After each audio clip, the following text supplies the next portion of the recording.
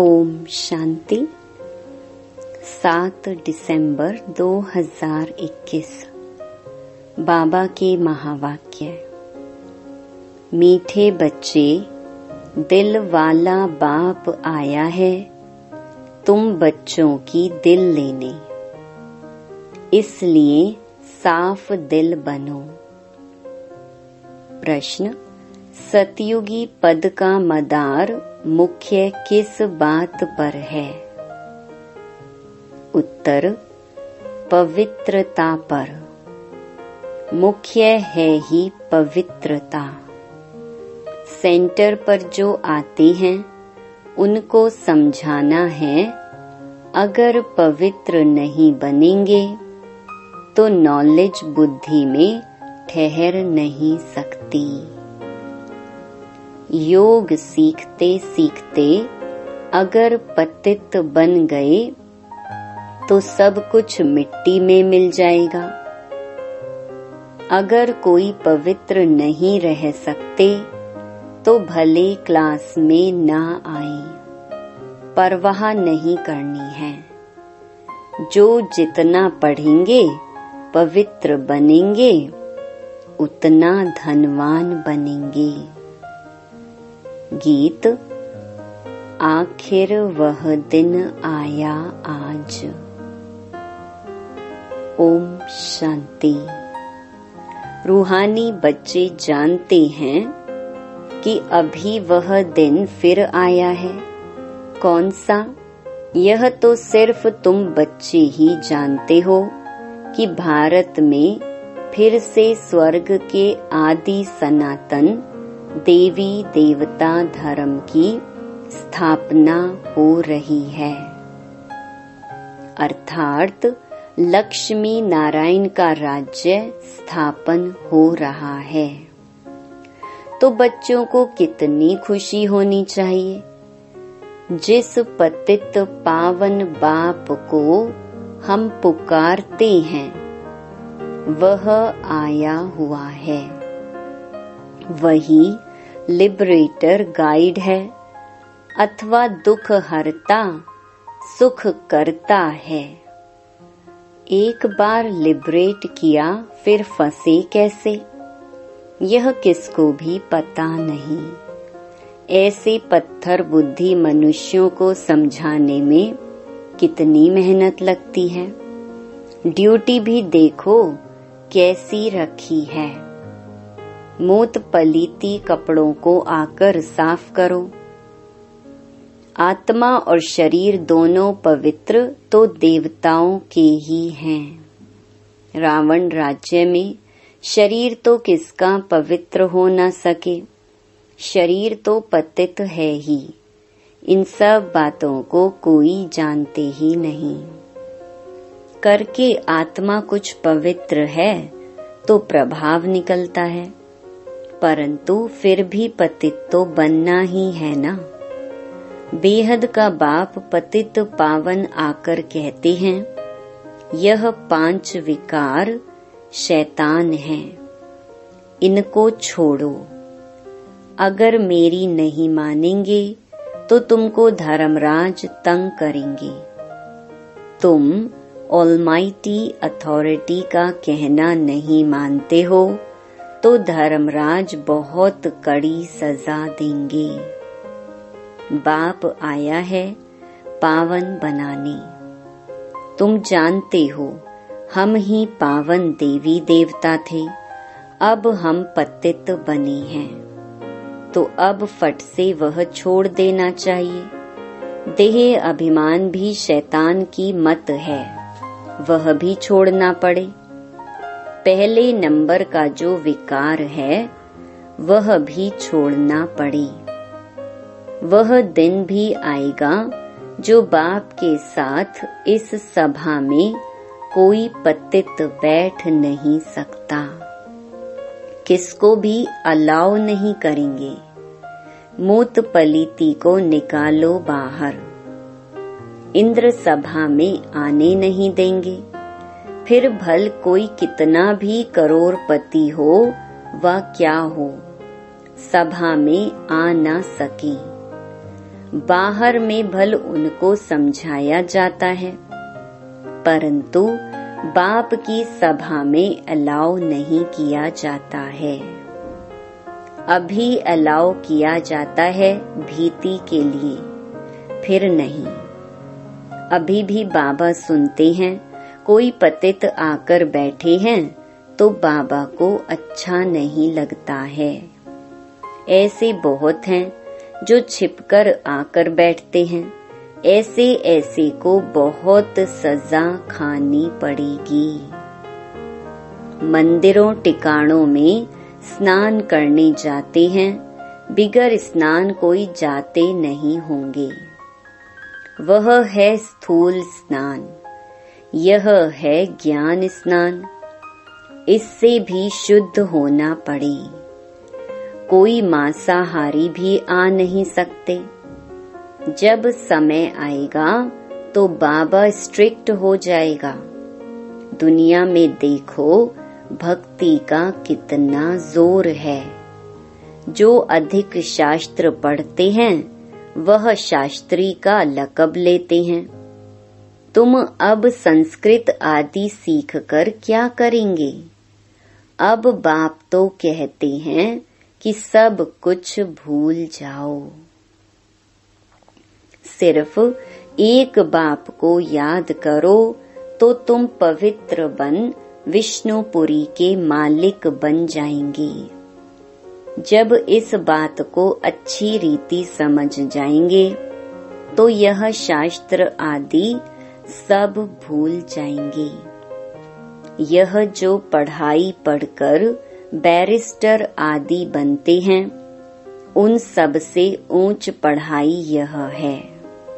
जो परमात्मा नॉलेजफुल आकर पढ़ाते हैं, उनको कहते भी हैं पतित पावन आओ, परंतु यह नहीं जानते कि हम पतित हैं।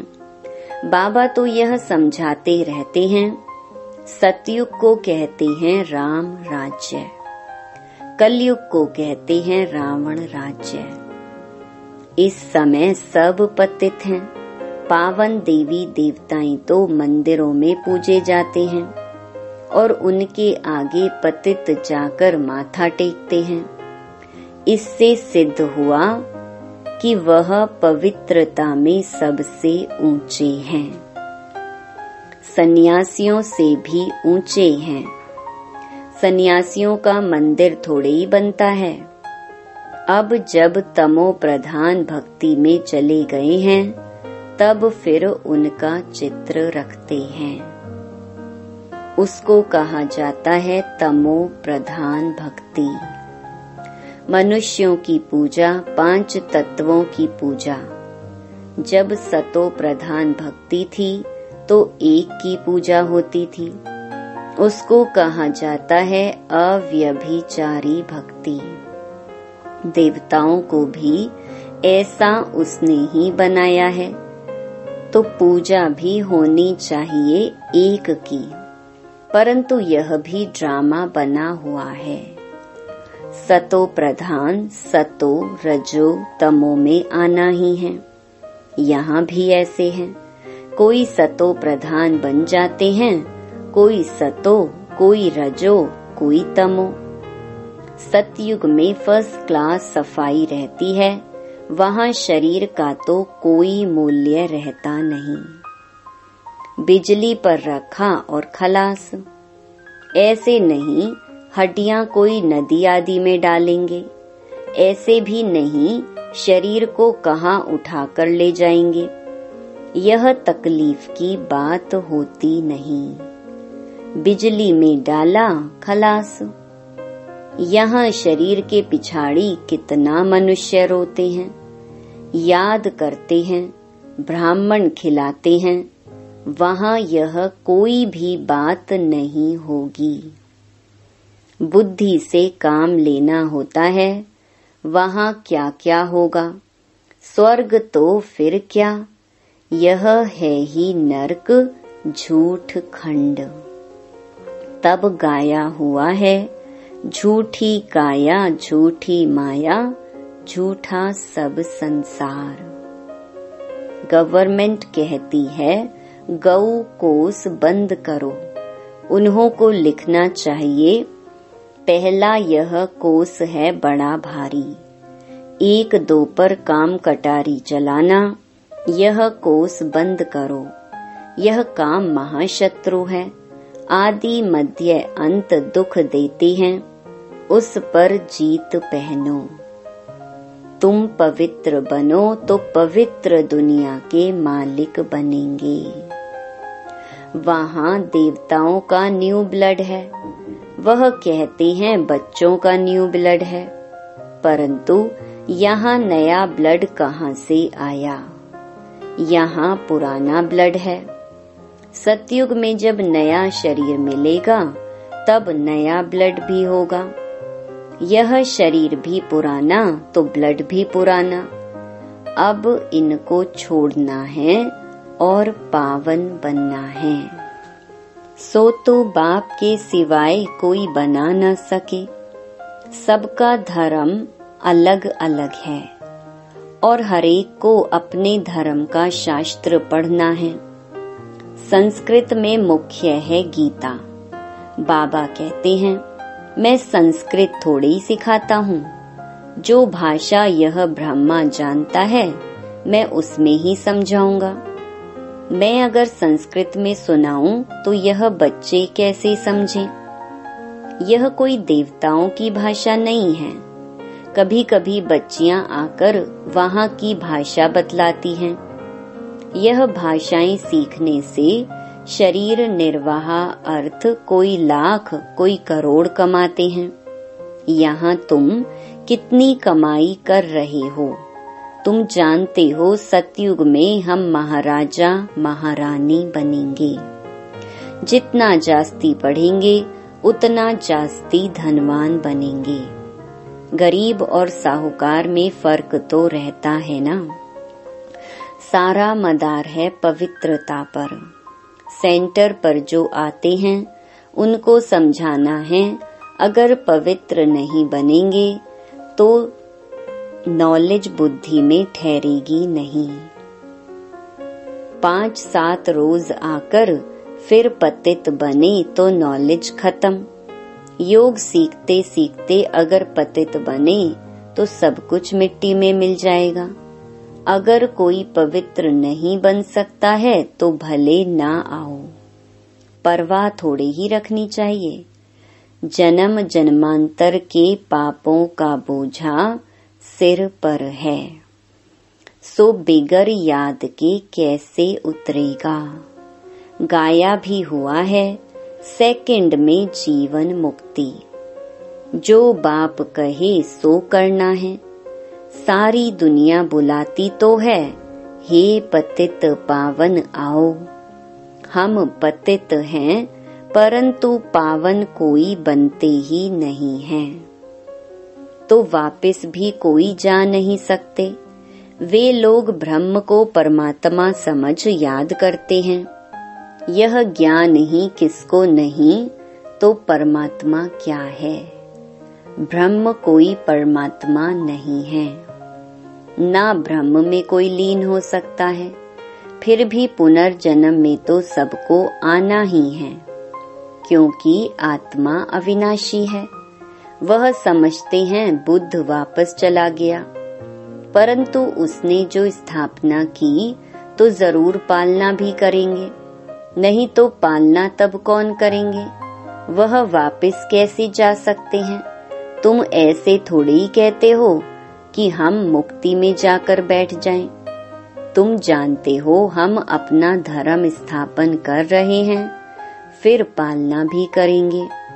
वह पावन धर्म था, अब पतित बन पड़े हैं। आएंगे भी वही जो इस धर्म के होंगे। यह कलम लग रहा है, सबसे मीठे ते मीठा झाड़ है यह देवी देवता धर्म का। इसकी स्थापना का कार्य हो रहा है। शास्त्र आदि जो भी बनाए हैं सब हैं भक्ति मार्ग के लिए। एक बाबा का ही गायन है, जो आकर मनुष्य से देवता बनाते हैं। तो ऐसे बनाने वाले बाप को कितना अच्छी रीति याद करना चाहिए। यह भी जानते हैं ड्रामा अनुसार भक्ति मार्ग को भी चलना ही है।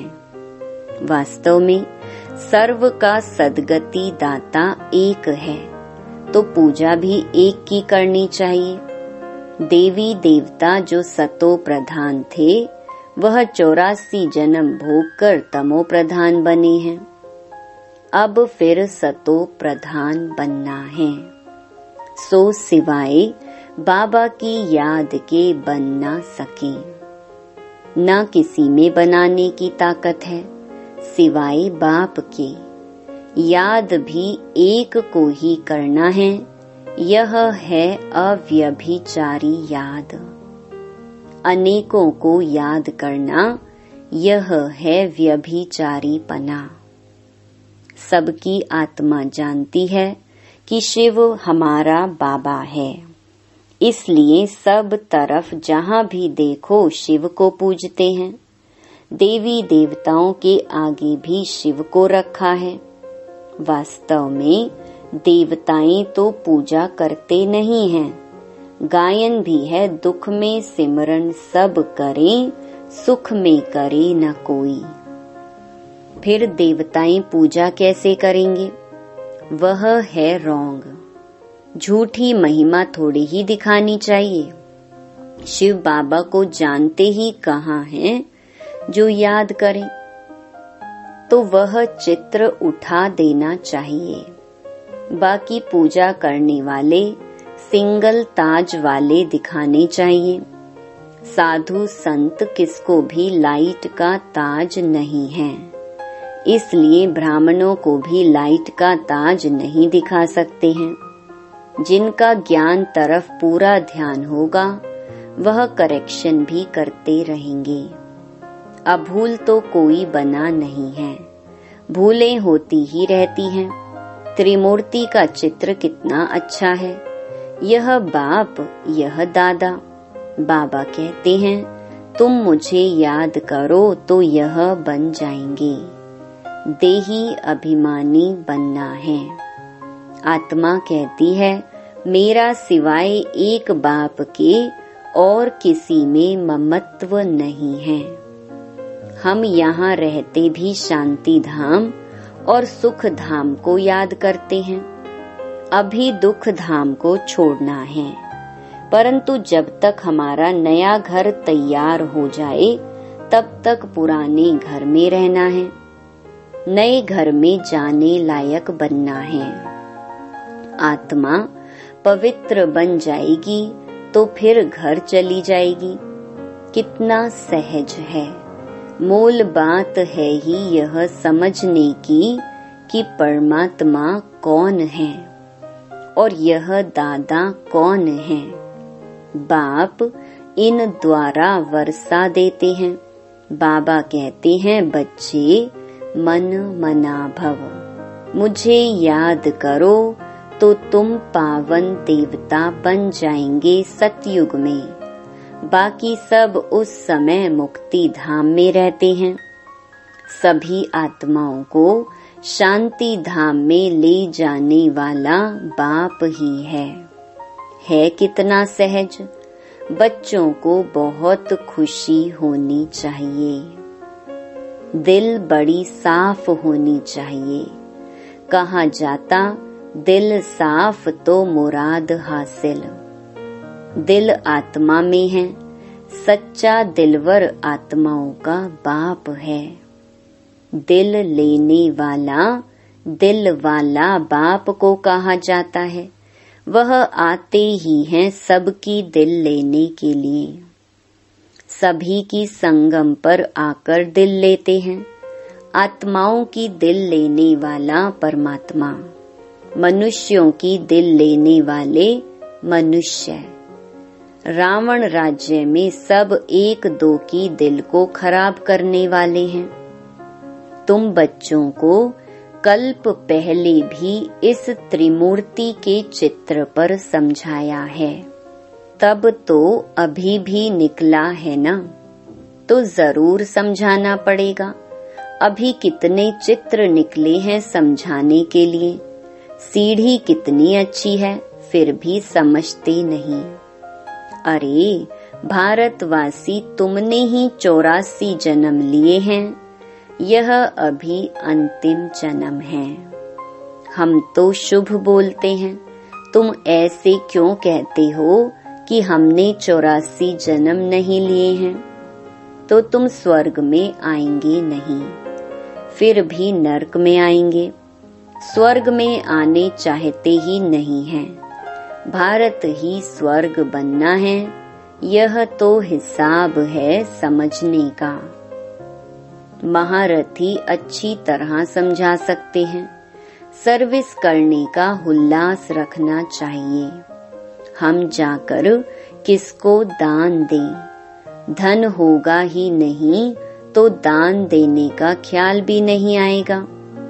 पहले पूछना चाहिए कि क्या आश रखकर आए हो। दर्शन की यहाँ बात नहीं, बेहद बाप से बेहद का सुख लेना है। 2 बाप है ना, बेहद के बाप को सब याद करते हैं। बेहद के बाप से बेहद का वर्षा कैसे मिलता है, सो आकर समझो। यह भी समझने वाले ही समझेंगे।